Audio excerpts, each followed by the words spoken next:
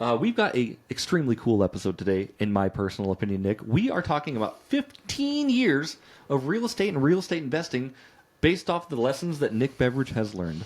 Yeah, 15 years. That's throw up the 5, throw out the other 5, throw out the other 5, and that's 15. Bam, 3 times 5 is 15, ladies and gentlemen. But people really, really, really want to know what kind of snack or food should they be indulging in on this episode? Well, I mean, it's close to Halloween. I'd say get those pumpkins out. I mean, and by the time this episode comes out, they'll probably be trash. So pull them out of the trash and eat those raw pumpkins before they go bad. Yeah, before they go even worse than they probably are. You don't need to cook them. Yeah. Andrew Huberman says you want the Skeletor pumpkins as much as you can get them.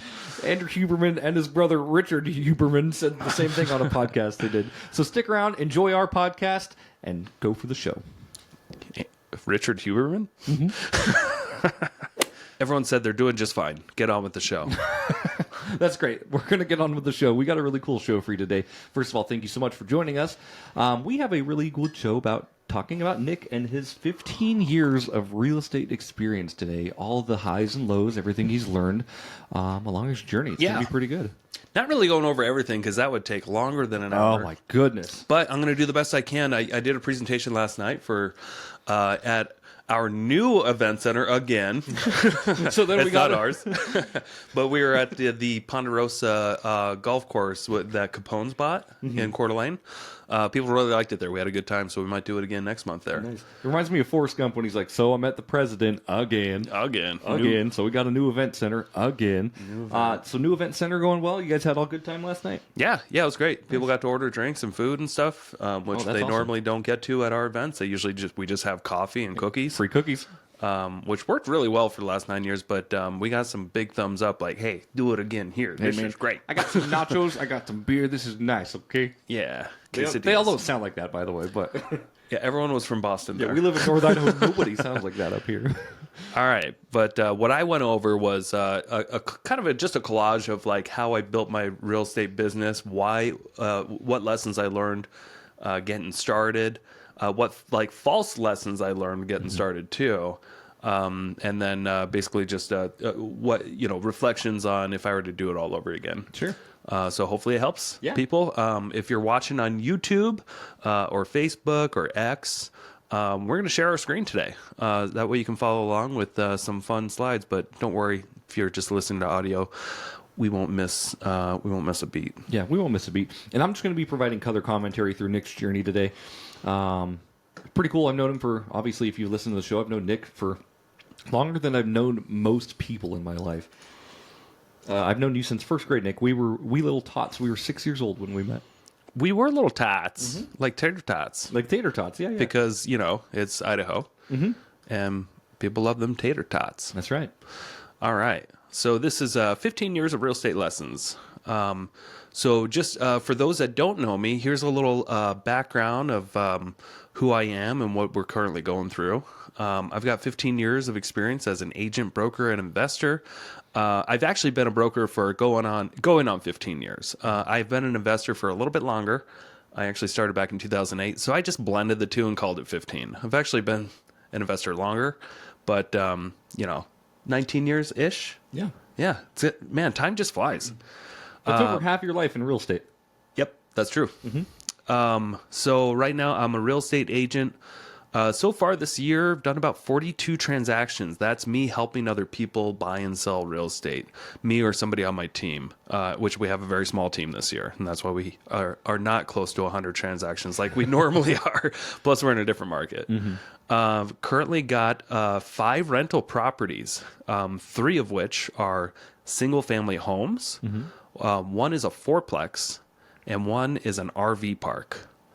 Last week, we closed on a fix and flip. We did. Yes. So Jeremy and I did not fix it up much. We put doorknobs on it. Yeah, and to call it a fix and flip is a stretch for sure. We took the trash out. We did a whole tail. Yeah, whole tail. That's where accurate. That's where we bought a distressed property at a really good price. We paid my brother about $6,000 to do the trash out. They spent about a week getting trash out of the house, and then included in that $6,000, I wanted him to prime the interior, which is just where you spray primer on the walls, not necessarily paint, but the stuff that goes before the paint. It's like just this white stuff, and it kills all this odors in the house. And it just like kind of makes it a blank canvas for some other investor to walk in and easily know what they're getting themselves into. Yeah, and primer works really well. So like it just sets a blank surface, like Nick said, and it makes actual paint stick to the walls better because the paint is going to stick to the primer versus maybe sticking to a garbage wall or like a. Yeah, the primer sticks to everything. Yep. And then the primer or the paint sticks to the primer. Yep. It's just like a pre-workout basically. It's a pre-workout. Yeah, because if you actually just go around and start spraying paint before preparation, or like if you just spray paint on drywall, it won't stick. Nope. You need a base, and what's great about primers is that there's many primers out there like Kills, that will kill odors and mold and all that stuff, and it will just lock them into place. So you never see them again. Love Kills. Yeah. So last week we did a fix and flip. I think we made 38 grand on that deal, and it was a real easy one. It was nice. The easiest project we've ever been a part of together. Yeah. So nice little payday for that. And right now I'm working on one other fix and flip. Got a little house in Coeur d'Alene that I've partnered with a gal who brought me this deal. And it's working out really well. Cool. It's right by the hospital. It's a little bit more of a job. It was, we did open up some walls, redid a lot of some of the plumbing and HVAC and stuff like that. But it was a house built in the 90s, so it was pretty easy to anticipate with the problems and what, I actually, so far this year, we've renovated a couple of properties built in the 90s. So easy. They're built very similar like they are today, and there's not a lot of surprises. Right. Only thing you probably need from the 90s for sure, like if it hasn't had a roof replaced, like you're coming up to your 30 years, of course, that's something to think about. But True. Last year in 2023, I sold 19 personal properties. So we did close to 100 or so, our team. But 19 of those were my personal mix of spec builds, flips, rental properties that I owned that I needed to sell, and I'll get into that. Also, in about a 14-month period, 2023 to 2024, I lost a grand total of $1,851,000. That's right. That's what I said. $1,851,000. Yeah. So Nick's it's not funny. good at numbers. What did I say? 1,851,000. 51. Yeah, that's what that is. So you said $851. Oh, 51,000. Making it sound like they were. Yeah. Okay, so I said this last night at the $850 off. I said this last night at the presentation, and people thought I had a typo there. They're like, "No, that's 1.8 million, guy." Like they couldn't fathom that I lost that much money. Yeah. They thought, did you mean like 100,000? Yeah. They thought I had a typo on the screen, but no. I was like, no, I lost almost $2 million. Yeah, 7 digits is what I lost. And I'll explain why and some lessons I learned. So, pretty impressive losses. Yeah, impressive is one way to say it for sure. Great thing to put up my resume. Hey, look at all this money I can lose. Yeah. All right. So here's something I learned at a very young age. This is something that, no, it doesn't necessarily pertain to real estate investing. I think it pertains to everything. But this is how humans retain information over time. There's this really cool pyramid of learning chart that I learned about in elementary school, and it always stuck with me, how humans retain information. Because the least effective routes of retaining information that you learn is through lectures, reading, audio, visual, that kind of stuff, everything we were doing in school. Yeah. But the actual, like, if you want to actually learn and retain what you've learned, if you're practicing, discussing, teaching others, those are like where, discussing something, you can retain almost 50% of what you learn after a couple of weeks. Practicing, doing, working a job, that kind of stuff, you're going to retain about 75% of what you learn. And if you're teaching things to others, you're going to retain about 90%. So I just thought to myself at a very young age, why waste all this time in school? Why don't we just go work? Right. And I'm like, I would love to have just a bunch of jobs one day. That way I learn a bunch of stuff. That's the way my mind worked when I was a little kid. Yeah. But it kind of still stuck with me. Anyway, here's another thing I learned about real estate when I became an 18-year-old adult. My mom and we moved when I was 17 to Florida, from Idaho to Florida. She got a divorce, and I moved with her. She bought this house Normal 3-bedroom, 2-bath house. I think she paid like around 180 or so. And it was a pretty typical, this was 2004. The next year, 2005, she sold it, moved to Phoenix. When she sold it, she made $84,000. Nice. And it was at this time where I just created this belief in my mind that anytime you buy and sell houses, you make money. Because I learned growing up, every time we moved every few years, my parents always made money on their homes. Like when they bought their first house in the early 90s and sold it 7 years later to move, from Post Falls to Coeur d'Alene, they made a good chunk of money. They made like 20 grand or something like that, which was a lot back then. Oh, it was, absolutely. And then the next house, they sold and made money. And it was just something that it was, I had this, total belief, this lesson that I learned wasn't necessarily true, but in my mind solidified. When you buy a house in America and then eventually you sell that house, you make money. Be nice if it That just was the worked lesson like I that learned. always, but yeah. Yeah. The next year, 2006, I left Phoenix. I didn't like living there with my mom. Like I said, she sold her house. We moved to Phoenix. I was there for about 6 weeks. I couldn't stand it. I wanted to move back to Florida. I was actually a lifeguard at Disney World, and I did lake patrol at this resort at Disney World. I called my boss I called my boss. I'm like, hey, if I move back, can you give me my job back? She's like, absolutely. Come on back, honey. Nice. She was very Southern. The Southern twang going on? Yeah. Her name was Robin. She's awesome. Anyway, but what I didn't know, like when you're a new adult and you move out into a new place, you can't exactly just move in anywhere you want. Yep. I didn't have really much money or credit built up or anything. And I went to all these apartments, many apartments, and I just kept getting turned down. Yeah. They're like, oh, you don't have employment, don't have a whole lot of money. I had like $1,000 or something like that. Sure, but that's not even it wasn't for like enough a deposit, really. Yeah. And everyone's just like, well, dude, if you don't have any credit, we can't let you live here. It's a weird juxtaposition. Like you need the job to get the money, so you can get the rent, so you can so you can do the things, but you don't have those things in order, and you have to go and actually reverse stack it. Yeah. So, but fortunately, I had a car. I had a '95 LeBaron convertible. Got that because of the Freddy Got Fingered movie. And I just decided, well, I guess I'll just live here in my car. I got a storage unit at U-Haul to put most of my stuff. And then I went to work at Disney World. And for 6 months, I got to just live out of my car. I got to shower at Disney World because they had like, a nice big gym that we were able to use and had showers and stuff. So I wasn't a stinky bum that I know of. But I was kind of a bum. I didn't really have much purpose in life other than go to work and then drive around and have fun. Yeah. So it wasn't a horrible lifestyle, but I was absolutely broke and homeless. Right. What I learned was, having nothing isn't the worst thing, but it just wasn't a lifestyle that I wanted anymore. Sure. I started building some ambition towards better things. I'm going to stop you right there real quick. So what do you remember what caused you to start building that ambition and drive and like kind of bettering your situation? Like, was there an apex moment that just happened where you're like, oh, I don't want to do this anymore, or what happened? I think I felt like there were so many things. It wasn't like one moment, but I remember the people that I worked with, other lifeguards that were adults. I remember distinctly knowing that most of them like didn't really have a great lifestyle.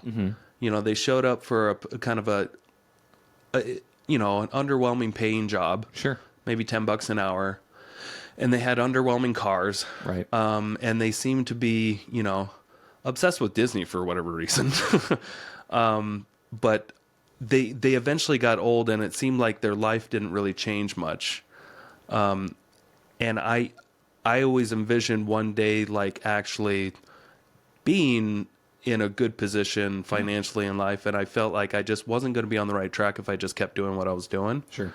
And yeah, I mean, it was a slow evolvement. It wasn't like overnight I'm like, I'm going to get rich. Right. That's my decision. But I I just started seeing all these examples of things I didn't want. Yeah. And that was pretty much what I was just living through. I was living through these habits and day-to-day things that I was just like, I just don't think I want this lifestyle. Yeah. And I think it was pretty much that simple in the beginning. Sure. And eventually, you know, other things happened. Sure. I think another key turning point, Jeremy, you can relate to this one because you went with me on this road trip. Mm-hmm. The next year, we decided, I can't remember when, it was like early in 2007 or something like that. I think we're like, hey, let's go what if we went on a road trip around the whole country and we saved like, you know, our paychecks, like saved like $70 a week. Yeah. We would have, you know, like $1,000 each if we saved you Plenty. know, by the summer. I think that was our plan, right? We're like, I think we both wanted to have $2,000 each, and I don't think. and then my brother was going to come too, so we were going to have like $3,000 because he was going to save money too. I think that's what happened. Yeah, yeah. It's foggy since it's, you know, almost 20 years ago right now. Yeah. But the plan was we were going to have enough money to drive around the country and maybe get food and stuff. Yes. But something happened. You know, we decided we did something really, you know, I think you would call it like Dave Ramsey-ish, a great thing where we put away money every week. We had a plan. We followed that plan.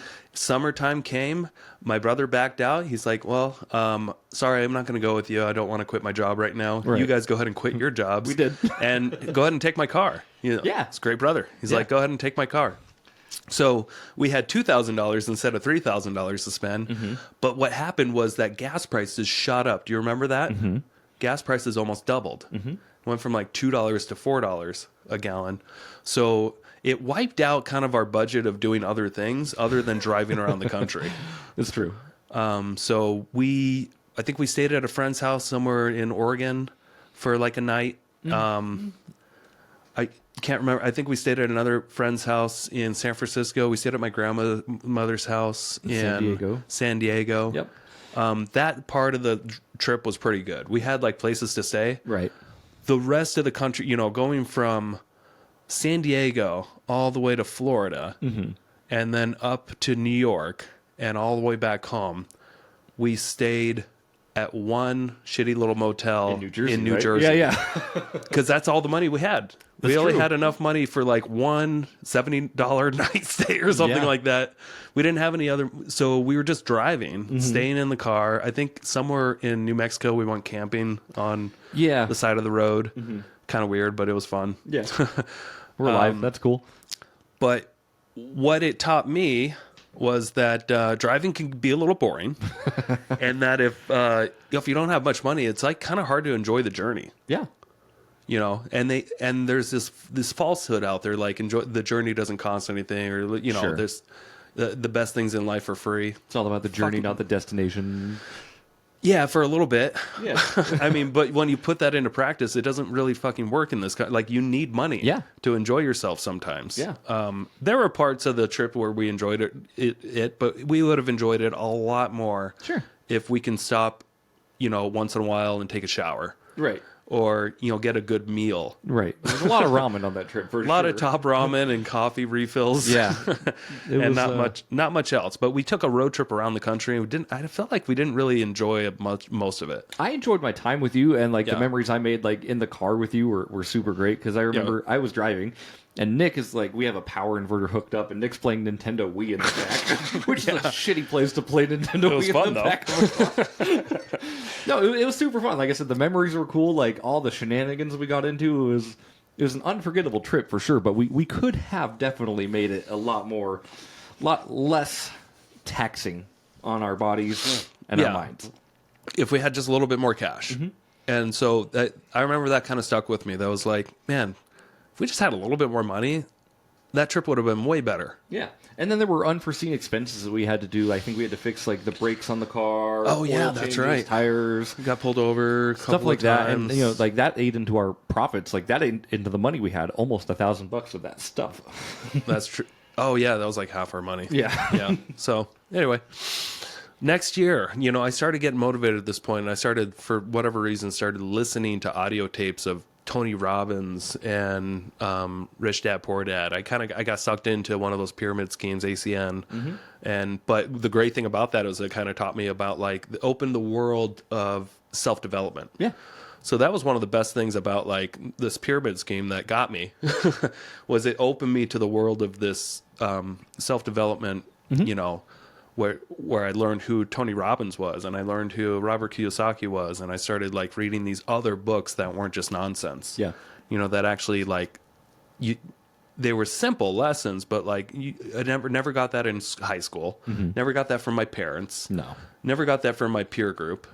It was something different. I was obsessed with it. Yeah. So I remember late 2007, I think I was a car detailer, and I listened. I got to had the freedom to like listen to audiobooks constantly, and it got me super fired up and motivated. I'm like, okay, I'm gonna go buy a house now. Yeah. I wasn't able to purchase a house where I lived because real estate was super expensive. You know, it cost $130,000 for a house in Post Falls, and I just could not afford that with my Right. income. So my lender at the time told me to, you know, my realtor at the time, they said, well, you should go look in the Silver Valley, in Kellogg. Yeah. That's more in your budget, around 80 grand. So I'm like, okay. Because I had this false mindset of like, well, if I buy a house and eventually sell it, I'm going to make money. Right. I've seen it happen before. That's how it works. That's how I grew up. So yeah, I'll buy a house wherever.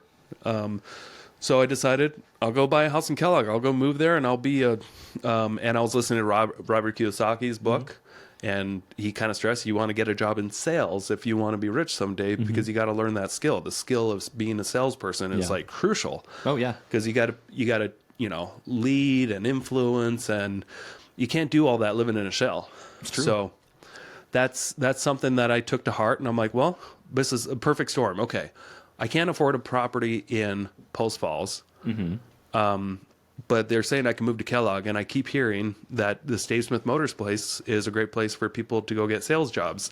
Yeah. So I did that. I moved to Kellogg. I bought my first house for like 84 grand. It's in the picture here if your guys are watching online. It's a little weird teal and white house on a very small lot. Yeah, got a job in sales.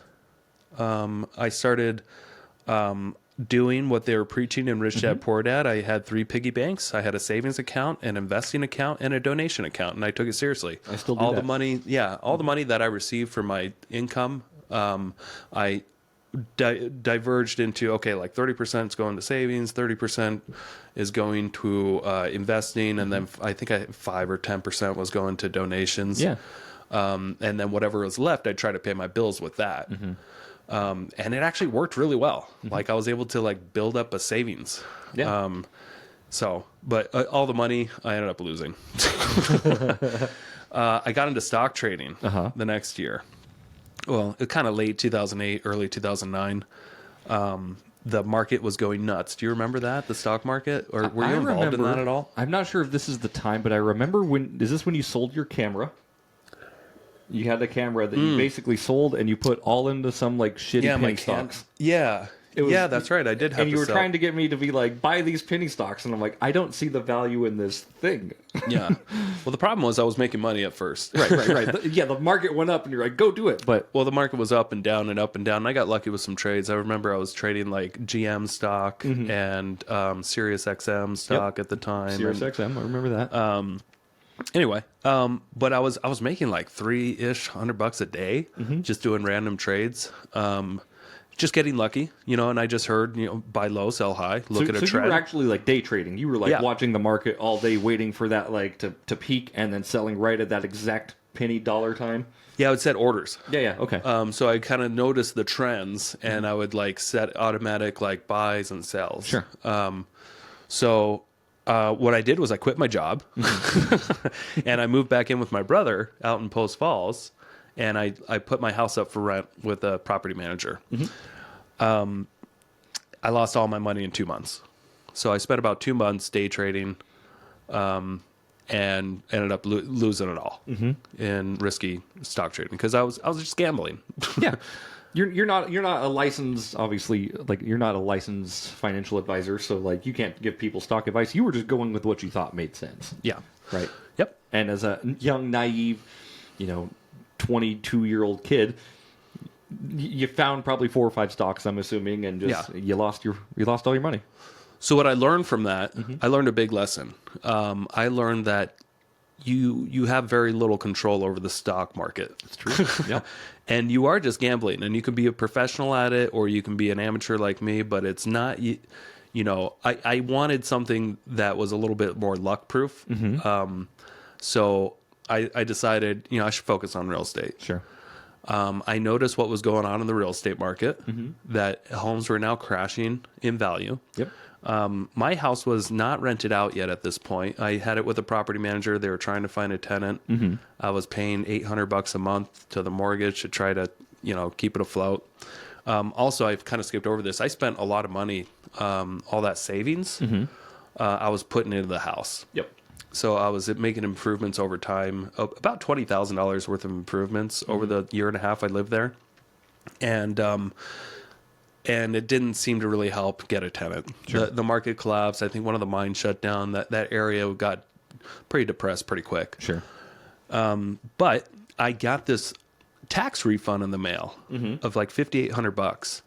And my girlfriend at the time and I decided, let's move to Florida because of all these great real estate deals. These homes that were once selling, like my mom sold her house for around $260. Homes like that were selling for like $80,000. Yeah. 60, 80,000, depending on the condition. But I was like, holy smokes, things are on clearance down there. And like, this is a once in a lifetime opportunity, I thought, to like, let's move to Florida and figure out how to become investors. Yeah. And let's buy up this cheap real estate. So, we packed up. We packed up and left. We went to Florida. I started immediately having seizures. Yep, you did. Which was unexpected, unplanned for. I went to just before that though, I went to a real estate school to become a license agent because I figured if I have my real estate license, I'll probably learn more about real estate. Sure. Maybe I can be in the industry. Maybe I can be an agent. Yeah. And if I'm just in the industry, I might find better deals. True. My thinking was just like, let's just stay in the industry. I actually got my job back at Disney. As we were moving back, I called my old manager again for the third time. Like, hey, third time's a charm, right? Can I come back? Yeah. Hey. She's like, sure. So my house was still with that property manager and still not rented out. We moved back to Florida. We were staying in motels, started having seizures. Soon after I was working at Disney. And, I kind of lost, a lot of motivation at that point because I just didn't have really control over my mind. I was having seizures every day. Sure. And it was really rough because I lost my car. My car was a lease and I couldn't make payments anymore. I had to get a loan from my grandmother to kind of help pitch in for rent so I wouldn't get kicked out of this roommate situation we had. Yeah. But I couldn't really make payments on anything else, and I couldn't work because I was having seizures every day. Right. So what I learned was, got to take care of your body and health, be grateful for what you have. Yeah. And, have a little bit more savings because you never know when you're going to have a health crisis. Yeah. But I started becoming more grateful for my health, and I started taking care of myself. I don't think the seizures honestly had nothing to do with like the way I was taking care of my body or anything. But I started actually working out more, and I started paying more attention to fitness and health and eating a little bit better. Yeah. All right. So I finally got those seizures under control after a couple of months. I got on the right medicine, and the seizures stopped. Yeah. They just stopped completely. And it's 2024. Still no seizures. That's awesome. Haven't had one since. So got real lucky there. Got under the right type of medication. Been taking it every day. It doesn't affect me. Not weird and depressed like I used to be when I was having those seizures. I was under the wrong medicine. That was like gave me a chemical imbalance. Got super depressed, and it's just a shit show. I lost a lot of weight too. Medications are a finicky thing for sure. Like it's got to be like the right medication that makes sense for your body type. There's so many factors included in the thing, and I'm glad they were able to dial in something that like worked for you. Oh yeah. Me too. Yeah. Of course, yeah, but I'm very So now we're getting into 2011. The start of 2011, I become licensed. I got my real estate license. And I didn't have that car. I don't know if you remember. I had to turn in my car.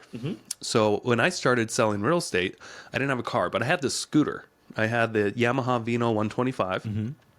And I got to use that for a little bit. I was able to trade it for a Honda Rebel 250, a chick bike, a little bit bigger than a scooter, but not by much. I mean, it's meant for women, but it worked for me. Yeah.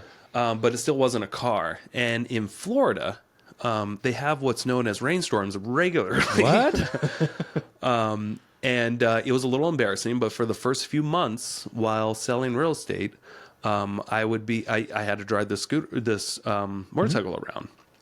And when I was showing properties, like half the time it would just my luck, we'd hit a rainstorm randomly, and I would just show up drenched, soaking wet. And so I'd like open the door, and fortunately a lot of these properties I was showing were like, bank owned properties. They were a mess anyway, but I was usually just wet as shit. Right. When I'd walk in, just soaked and just embarrassed. And they're just, my clients just always like looked at me confused, like, why are you riding a motorcycle here when it storms every day during the summer?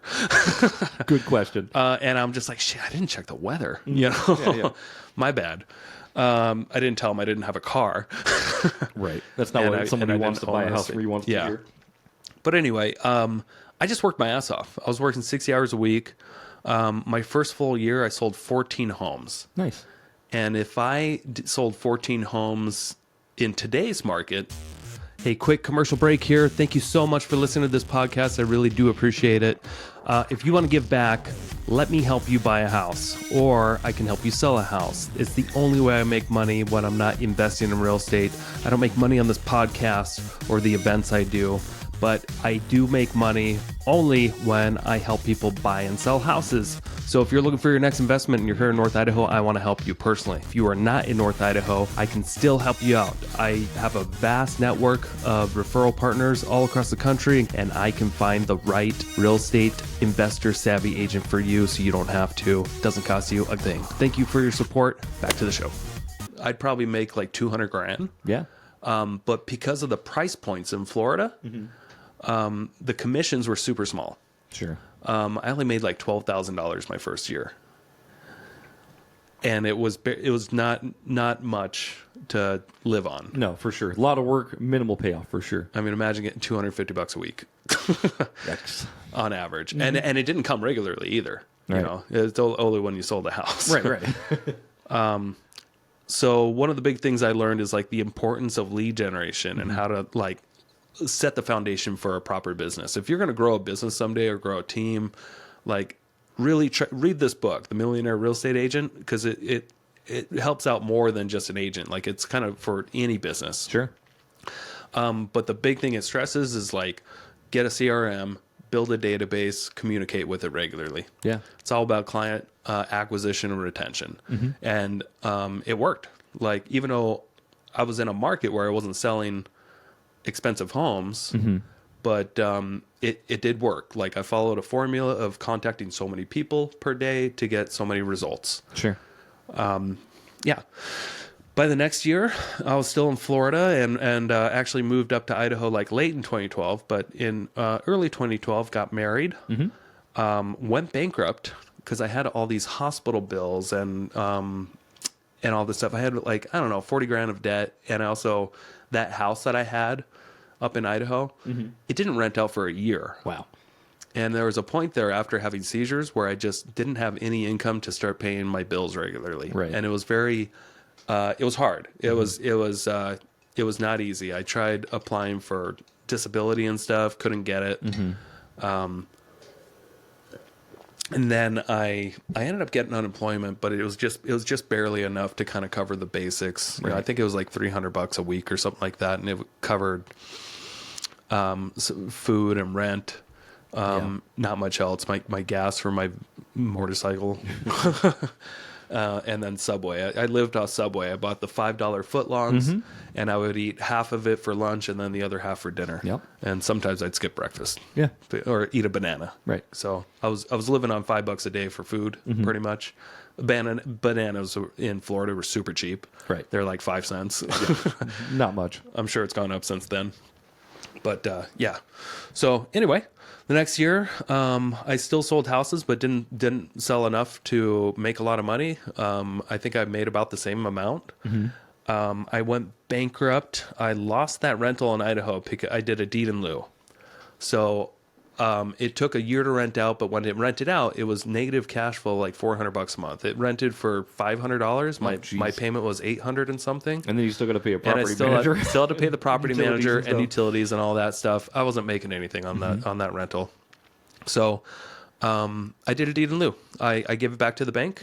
I cooperated with them, had it broom swept, and they gave me a $2,000 credit for doing the right thing, of giving them, like, doing a good old boy foreclosure. Yeah. Wasn't great on my record, but Thanks for playing ball with us. We but appreciate yeah, you. they were easy to work with. Yeah. Yeah.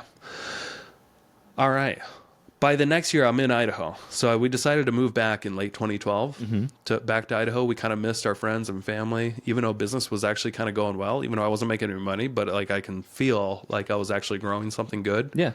And getting the hang of real estate and getting the hang of like knowing how to work with buyers and sellers. But I was homesick. Moved back to Idaho, got my job back in car sales. My wife left me and went back to being a realtor after that. So 2013 was kind of a big year. That's when I met my wife too, but got back into real estate. Yeah. What I learned that year was that I should just kind of go with my gut. I knew, like, my ex-wife, when I married her, I knew she probably wasn't the right person, Yeah. but I knew that in my gut, but on paper it worked. But that also translated to real estate. I know, like, Right. I've done many deals where it didn't feel right in my gut. Not many deals, but a few. Sure. A few deals where it didn't feel right in my gut, didn't feel right with partners, and it surprise, surprise, never worked out. But I learned that going with your gut is huge. All right, the next year, 2014, this is when I bought my first fix and flip with my brother Sean. Yep.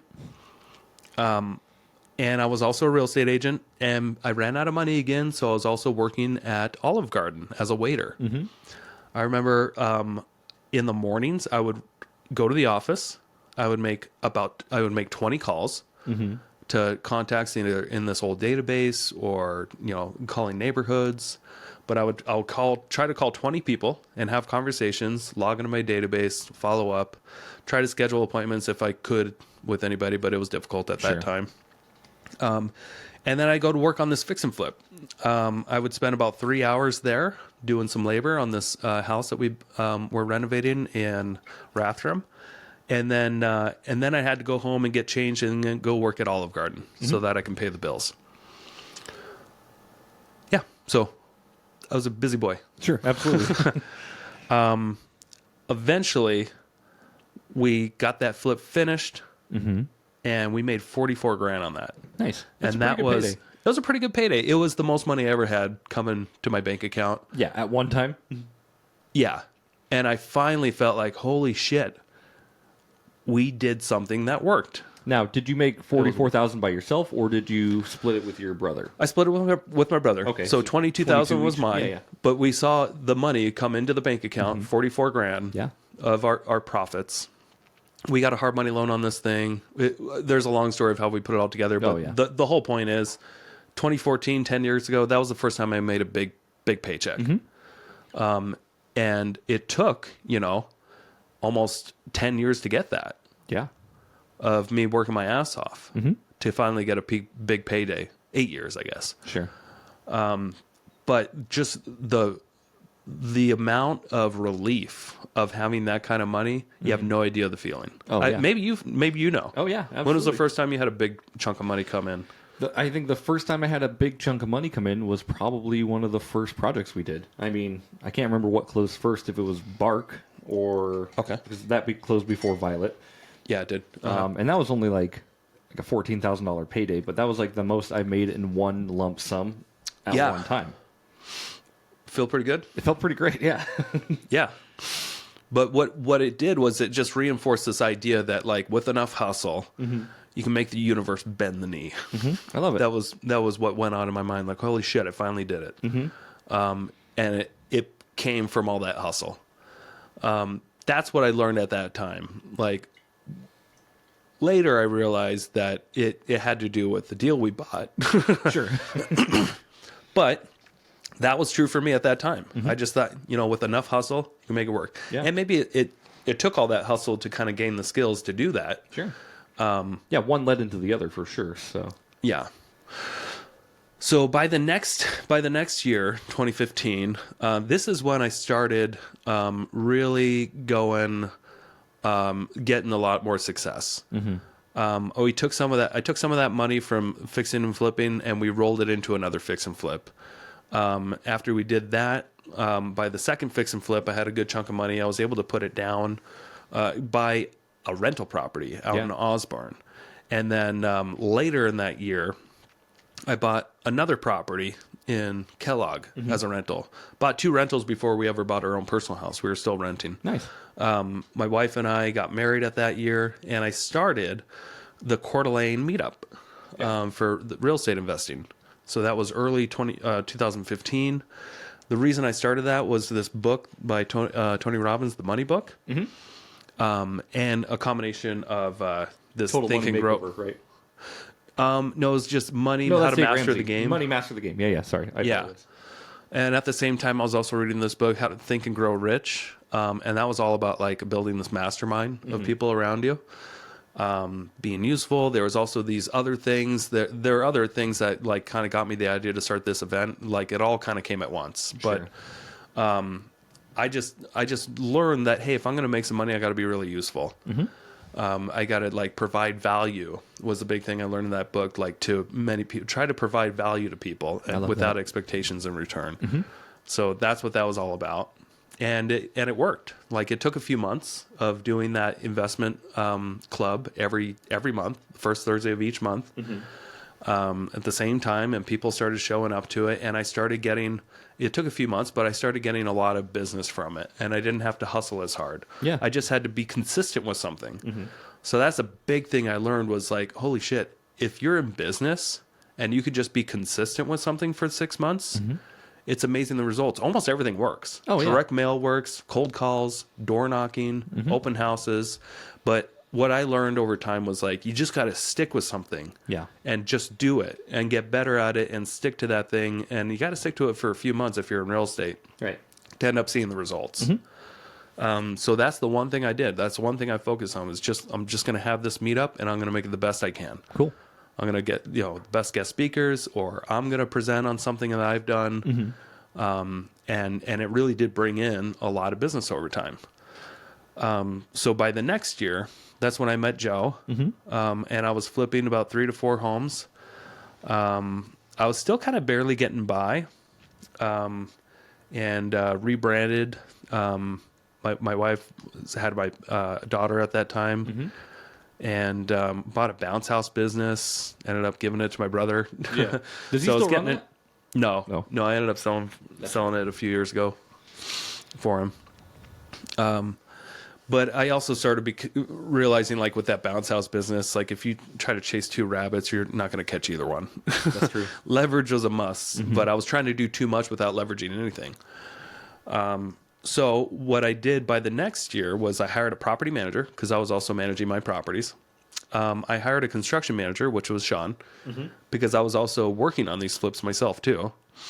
We got daycare full time. Yeah. Because at the time last year, before this, I was also home 3 days a week with my daughter. Joe helped out integrating the good ideas and saying no to the bad ideas. That's exactly what an integrator should do. Yep. That's exactly what they do. And then we hired 2 more buyer's agents to help out with all the leads we were getting instead of me trying to run with everyone or Joe. And we hired a team admin so that I wouldn't have to do all the administration work, which is 80% of the job of real estate. Sure. So I started freeing up a lot of time, and it got me, I was able to focus it on the things that actually did make money. Yeah. Do you remember how much daycare was back in 2017 full time? Yeah, it was like $400 or $500 Full time a month? Yeah, Nice. for a baby. Yeah, it's kind of up, huh? It's so the one we go to, it's $780 a month for 3 days a week. Yeah, I think we were paying like $300 a month or something for 3 days a week, and it was supposed to go down over time. It's Because never gonna go and that's what they said. And as the kids get older, it goes down because there's less responsibilities, less people. But it only went up. right. Yeah, they're Every year, like, it just got more expensive, and it's like, what the heck? You said something different, and we would go to different daycares. It's all and the it's same. just supply and demand. absolutely. It makes sense. All right. So by the next year, 2018, this was kind of a tougher year. Both those buyer's agents that we trained up, they just left the business. They just couldn't figure it out. The admin that we had hired, I had to fire her, and that was not fun. Yeah. I didn't have much experience firing people at that time. And that was really hard for me. Yeah. It was hard to fire a friend. Because she became a friend over time, and she was a great lady, but she just wasn't right for that role. Yeah. She just wasn't good enough, and to actually fire someone who's like 20 years older than you, was not easy. Sure. And then one of the projects I was working on, it was a burr. I went 110 grand over budget on it. Yeah. So almost all my extra money throughout that year was just going towards this house. It's that fourplex I still have, Nice. Well, yeah. so it was worth it in the end. Yeah. But I was consistently broke.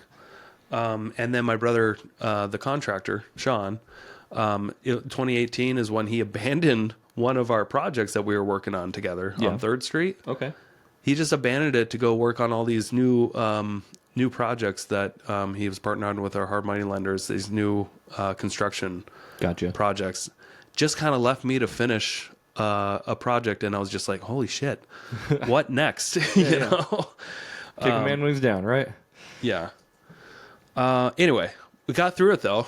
And then, from 2019 to 2022, so this 3-year period, I just kept going to work, and I just kept showing up. Yep. And we turned things around immediately. And this was kind of like the hockey stick years. Yeah, yeah. These years were golden years. 2019 to early 2022, we started, we grew a team rapidly. Joe and I, we started attracting great talent. Yeah. We had a solid team of friends. I was able to grow up to 15 rentals, 15 different rentals. We were doing over 100 transactions a year on our team. Yeah. Eventually, towards 2022, I had almost 20 employees and 1099 people around me. So this operation was getting big. Yeah. We were taking team trips to Mexico every year. I was one of those employees. Yeah, every year. Like we'd start going to Mexico. I felt like I was, happy, healthy. We had a great family life. Seemed like nothing can go wrong. Yeah. And then by mid 2022, things started to change. Sure. Pretty quickly. The market, corrected quite a bit with interest rates shooting up. It corrected almost 20%. Yep. That year.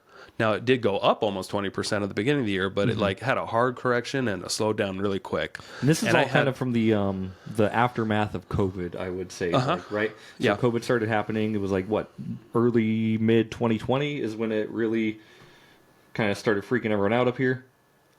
Oh, actually, so 2020 was a pretty good year. When COVID started for real estate here. Yeah, yeah. But kind of late 2021 was when things started getting really difficult. Sure. For everyone. Yeah.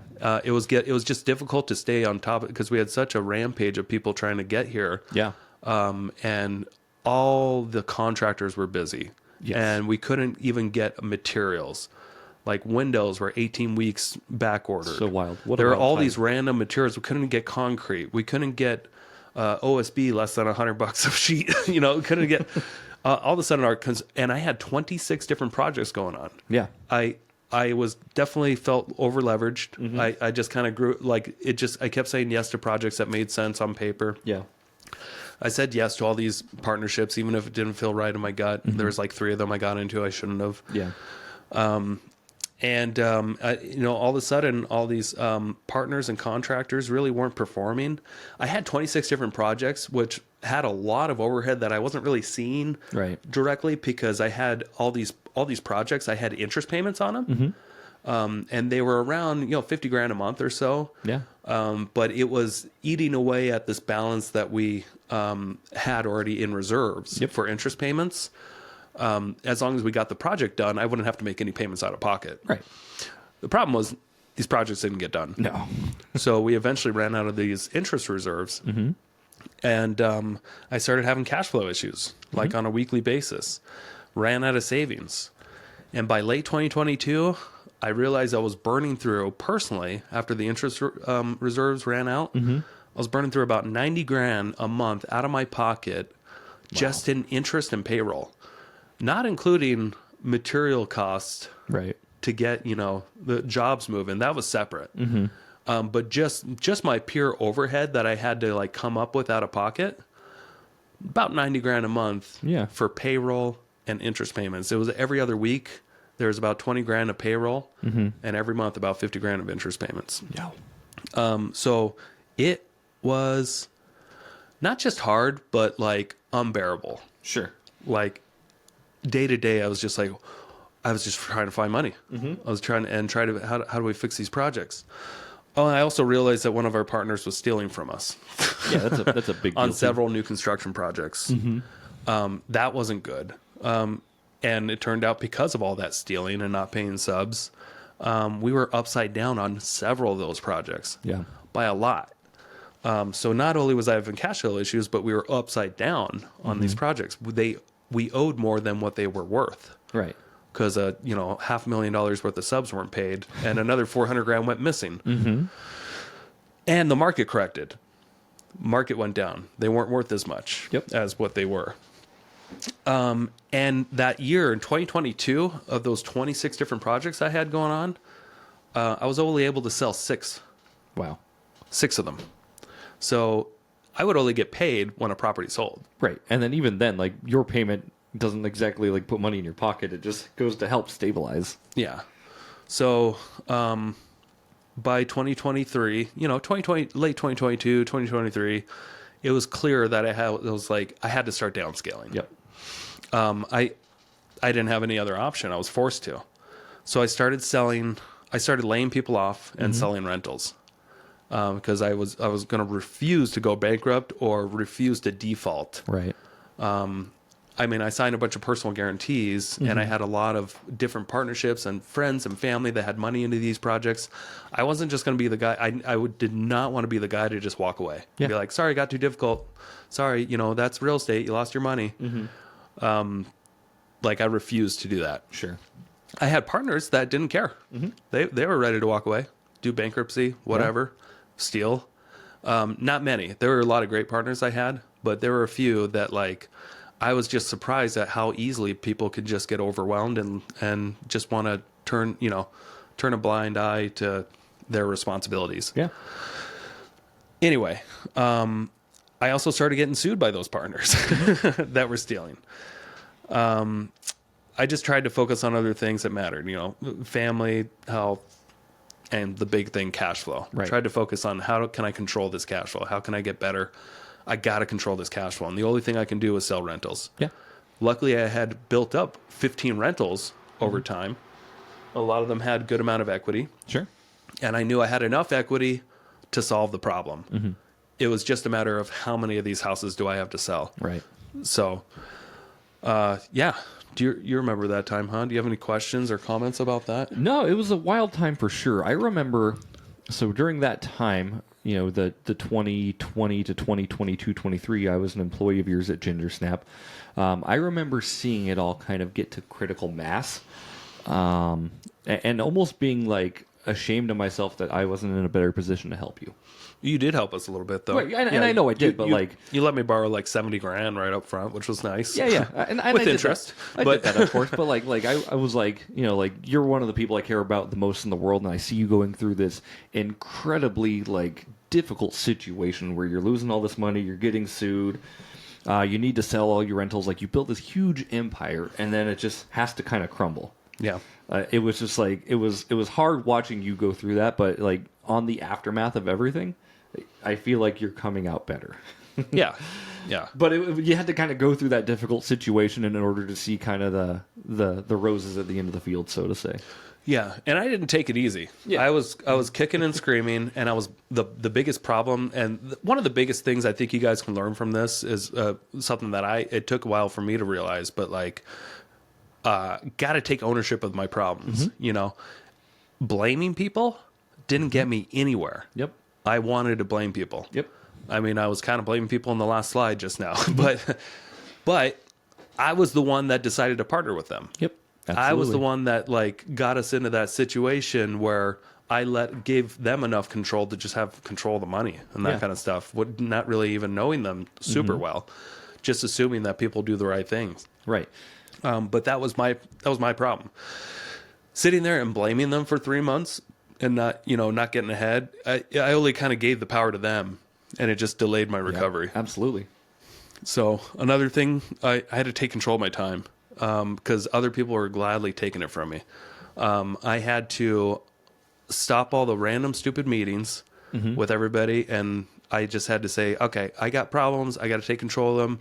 Sorry, I'm not taking any more meetings. And there was a time there where I'm like, nope, can't meet up. I got to focus on this. Like I just had to block my schedule from anybody to interrupt while I took care of the fire. Yeah.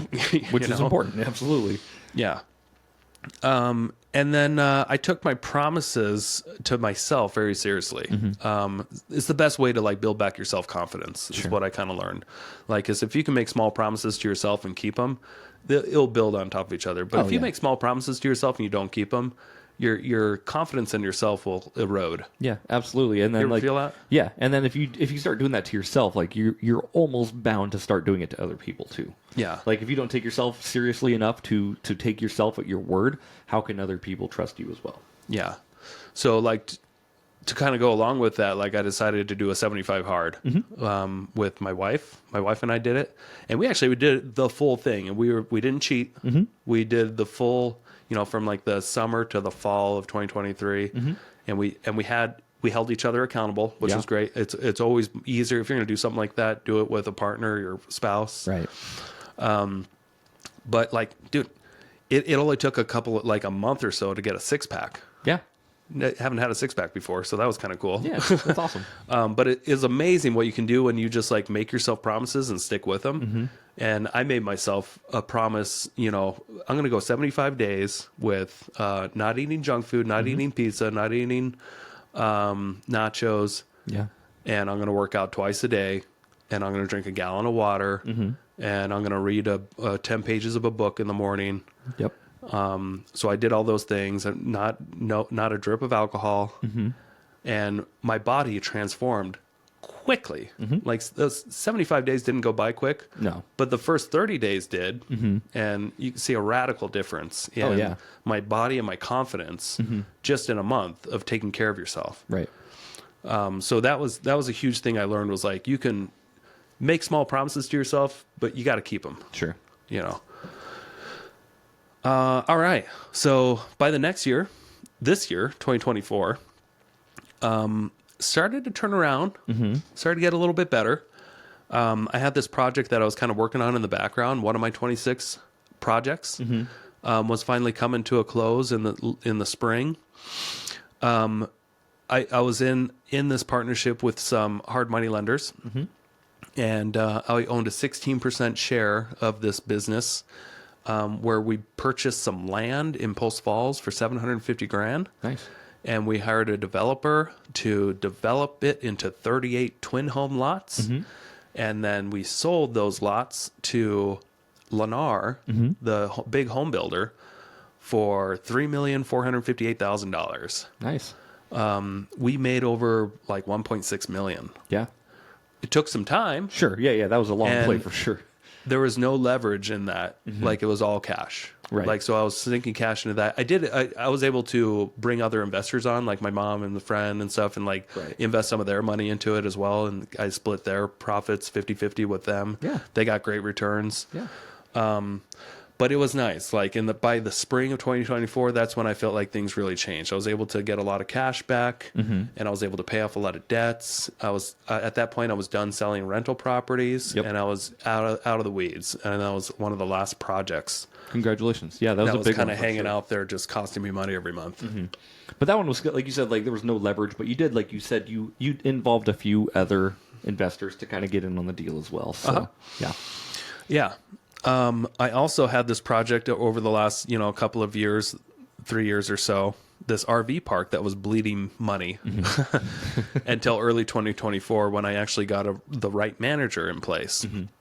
So it went from 0 occupancy, just costing me money, to now it's at 91% occupied Nice. and mostly running itself. I was during the spring and summer, I was taking all the calls. Sure. And I was probably getting like 10 calls a day for this RV park, trying to get this thing situated. Now it is a long-term, month-to-month park, and my managers that are there, they manage it all, and I just get to go meet with them once a month and pick up money. There you go.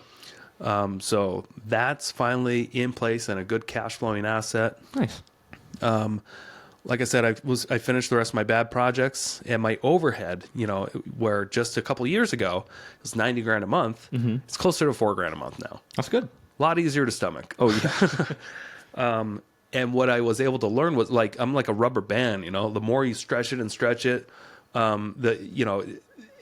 it's easier to stretch Sure. next time. So coming up with an extra 4 grand a month that isn't collateralized by something that's bringing in cash flow isn't that difficult for me. Right. Because I was used to coming up with 50 to 90 grand a month. Right.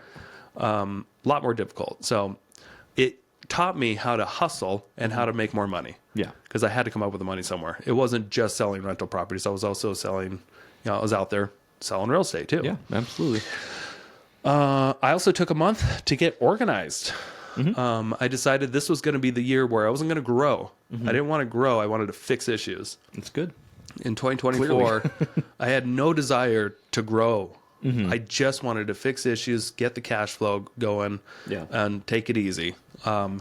So I took a whole month just to get organized with asset protection and estate planning. Yeah. And I felt like this was something that, it's something that real estate entrepreneurs that are kind of gurish, they kind of preach, but they don't always do it. And I was one of those. And there's a lot of people I know that need some better organization with their LLCs and stuff. But actually, I hired Matt Swarenson's company to help me out with this. And if you're watching on the screen, you can see that I became just a trustee and a manager instead of a direct owner of all these LLCs. Yep. So I got a trust set up, and I'm the trustee of the trust. And the trust owns my house, and the trust owns the membership on the active businesses. And my trust owns the Wyoming LLC that owns all my rentals. Yeah. And if you're looking on the screen, you can see that, I have my rentals that are owned by Idaho LLCs because they're in Idaho. And then those Idaho LLCs are owned by this one holding company in Wyoming. The reason for that is for additional asset protection. If I personally get sued, my rentals are safe for me. And the reason for the Idaho LLCs is that if something happens, if if somebody slips and falls at the fourplex, all the liability is contained within that fourplex. Yep. And it's not shared in any other LLCs because of the equity there. I also learned from Matt Swarenson's company that a good ideal thing is if you have trying to figure out how many assets to put in an LLC, you should really just focus on the equity exposure that's there. Yeah, up to 250 or something. 250 grand or so is a good, depends on your comfort level of risk. But the reason not to just put everything in an LLC is because it's expensive to maintain every year. Yeah. Every LLC you have costs you a few $100 with your tax guy. Yeah. They got to file, so you don't want to always overdo it. There's a point where it's kind of pointless. But this is for me. I'm not just telling everybody they should be organized this way. This is just the way I was consulted to do it, and it makes a lot of sense. I sleep better at night just knowing that things are actually all organized in my benefit for if shit hits the fan. Right. The only thing on this like particular flow chart that if you're looking on YouTube, like the only thing that would be at risk for each other is the 2 rental houses in the one LLC. Yep. Pending the equity available, of course. But I like how you have the RV park in its own Yep. and the fourplex in its own. And there's some things that are missing from here. I have of course. another rental that's like somewhere else, but Sure. but yeah, the reason I have those 2 houses together is because one only has like 15, 20, 50 grand of equity or so. Yeah. The other one only has about 100 grand of equity. Yeah, you're fine. So they have less than 250 grand of equity. So I decided they can share one LLC. Sure. And That's in the fine. event where you end up getting, 250,000 in equity, pretty easy process to, I'm assuming, take one of those rental houses and quick Deed claim it. deed Yep. it to yourself in a different LLC. Very easy process. Yep. Cool. You go to a title company, and they'll draft up a quick claim for you for free usually. Take that quick claim, go to the county, have it recorded, and it's done. Some of that's not going to trigger like a due on sale clause or anything, right? It could. It could. Yeah, but I can show that I'm the owner of all this stuff you and can- it's you in a can- trust. You've got the paperwork that feeds back to you. So if one of my bankers wanted to like say, hey, what happened here? I can show them a line that, hey, well this is owned by this company that is ultimately owned by my trust. Right. So So changing you're owners not per se. Yeah, from what I know, the due on sale clause when you're transferring it into your trust, ultimately, it shouldn't really be an issue. Sure. Or if it's even an LLC that you own, it really shouldn't be an issue. Gotcha. But every bank might be a little bit different. I'm willing to take that risk, and if yeah. a note gets called due, I'll call that bank. We'll figure it out. Sure. But it's not a sub 2. I didn't transfer ownership to some other person. Right. Ultimately, I own it. It's just set up better for asset protection. Yeah, that's great. All right. So with all that said, these are the big 3 things I've learned over the last 15 years. Because I don't want to overcomplicate this. Obviously, we talked about a lot of lessons that I learned over those 15 years. But this is what I feel like really takes the cake. And they're very simple. When you're buying real estate, buy right. Get a 30% discount minus your repair cost of the after repair value. So what that means, like if you're buying a property that should be worth $1 million after it's all fixed up, you should only be paying $700,000 if it needs no repairs. Yeah, minus repairs. And if it needs $100,000 worth of repairs to be worth $1 million, then you shouldn't be paying more than $600,000 for that property. Yep. To keep things simple. I was round explaining this numbers. rule to somebody asking for a hard money loan the other day. Yeah. Yeah. How'd that go? Good. Nice. Yeah. Another thing that I want to share is just don't rush into partnerships. Now, it doesn't say don't get into partnerships.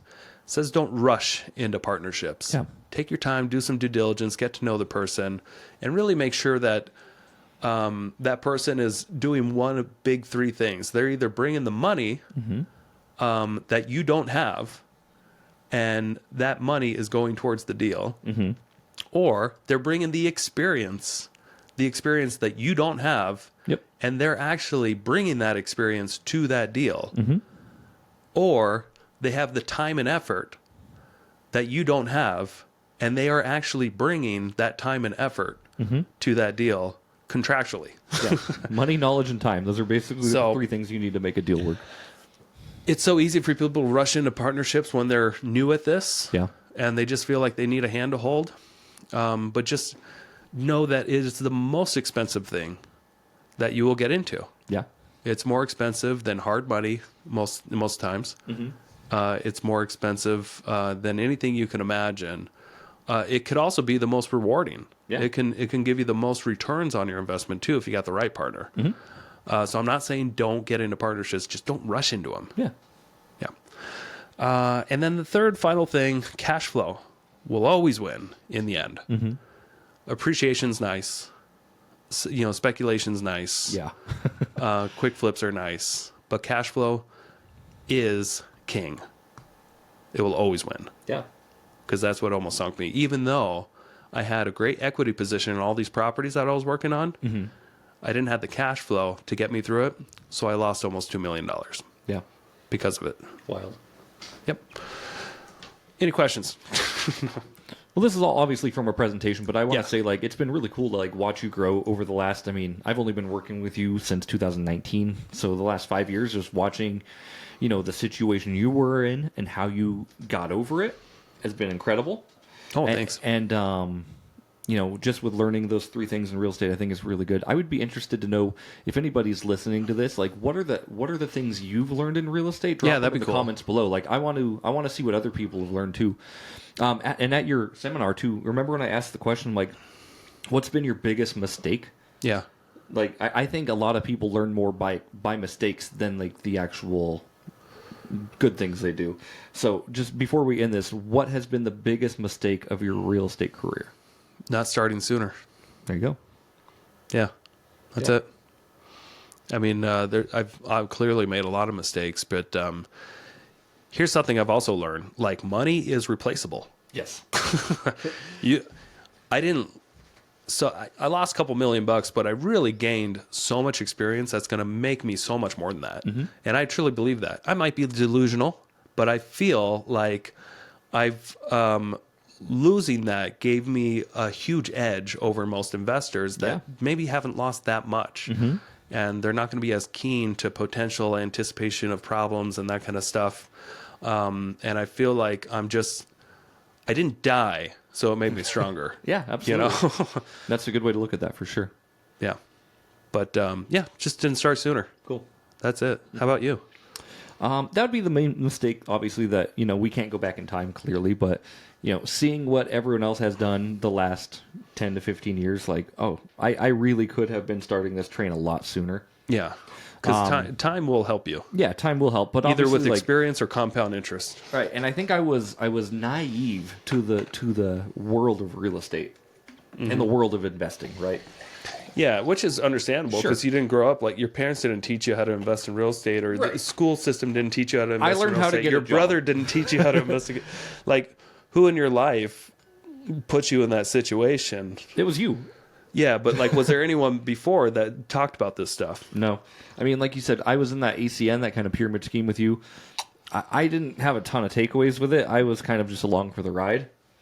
And I think I was expecting, of course, and these false expectations come from these kind of, pyramid Yeah. schemes, but I was expecting to get rich quick. Yeah, I think we all were. Yeah. Oh, I'm going to But- make $1 million this year. And then I'm like, I've only paid for the fees of my people underneath me. That's all I've done. I made a Yeah. $250 paycheck. Is this how business works? Yeah, but the biggest thing I got from that was just like a new culture, a new look into this Sure. window of like, hey, there's a lot of opportunities out there other than just working for a living at a W-2 job. Yeah, absolutely. Like, it depends on how much effort you put in. And maybe I didn't want to model this, networking pyramid scheme thing. But it did, it introduced Robert Kiyosaki to me, which listening to that book, just like, oh, well, I don't have to sell video phones Right. to make it in life. Maybe I can just get into real estate. And I don't have to stick with real estate either. But since I know it so well at this point, it seems like it would be a big waste to just jump into something else. Right. Absolutely. Yeah. Nope. And I enjoy it. Yeah, absolutely. And I've been enjoying it too. So thanks for taking me along with the ride with you. Oh, yeah. Oh, yeah. Shall we go? Yeah, let's get out of here. Hey, so thank you so much for watching or listening to this episode. Hopefully you learned something. Again, we're interested to know what you've learned in real estate investing through your time. Please drop it in the comments below. If you've enjoyed the episode, as always, please leave us a 5-star review on Apple Podcasts or Spotify or any other place where you can leave the Investor Shed podcast a review. Everybody call your moms, Call your mom. because you need to call her. Yeah. I got to call my mom. You gotta call Let's your get mom. out of here. All right, let's call our moms. Bye-bye. Thank you so much for checking out the Investor Shed podcast. If you enjoyed your time, make sure to leave a 5-star rating and review on Apple Podcasts and Spotify. Follow along on YouTube, TikTok, and Instagram at The Investor Shed for shorts and promos about each episode. Do you want to be a guest or know someone who has great real estate investing advice and stories? Reach out to us at theinvestorshed@gmail.com.